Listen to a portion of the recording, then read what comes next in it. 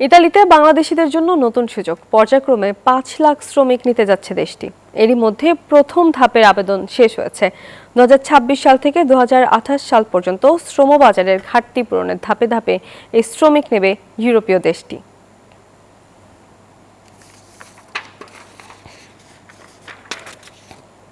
বিদেশি শ্রমিক নেওয়ার কর্মসূচির প্রথম ধাপের ক্লিক ডে শেষ হয়েছে।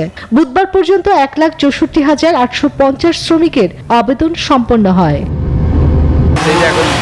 গত ১২ জানুয়ারি থেকে শুরু হয়ে ১৮ ফেব্রুয়ারি পর্যন্ত ধাপে ধাপে এই আবেদন প্রক্রিয়া বা ক্লিক ডে অনুষ্ঠিত হয়।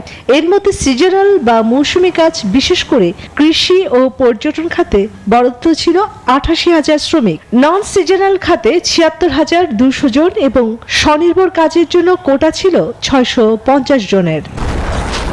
হিউস্টনে রকিং টেস্টি, সীমানা ছাড়াও নিজেকে হারাও। শেষ দিনে গৃহস্থলী কাজের ভিসার জন্য আবেদনের চাপ ছিল তুলনামূলক বেশি, তবে এবারের আবেদন প্রক্রিয়া ছিল আগের তুলনায় বেশ কঠিন। সংশ্লিষ্টরা বলছেন, যারা নিয়ম মেনে আবেদন করতে পেরেছেন মূলত তাদেরই ইতালিতে কাজ পাওয়ার সুযোগ থাকবে। ইমিগ্রেশন বিশ্লেষকদের মতে, জটিল প্রক্রিয়া ও কড়াকড়ির কারণে আবেদন সংখ্যা কম হওয়ায় যোগ্য প্রার্থীদের ভিসা পাওয়ার সম্ভাবনা এবার বেড়েছে।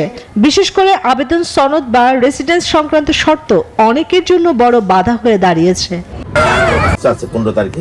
এই সুযোগ কাজে লাগিয়ে দালাল চক্র যাতে সাধারণ মানুষকে বিভ্রান্ত করতে না পারে সে বিষয়ে সবাইকে সতর্ক থাকার পরামর্শ দিয়েছেন বিশেষজ্ঞরা। এদিকে চলতি বছরের ৩১ ডিসেম্বরের মধ্যে পরবর্তী ১,৬৫,০০০ শ্রমিকের জন্য আগাম ফরম পূরণ প্রক্রিয়া শুরু হওয়ার কথা রয়েছে। চন্দ্রানী চন্দ্রা, নিউজ 24।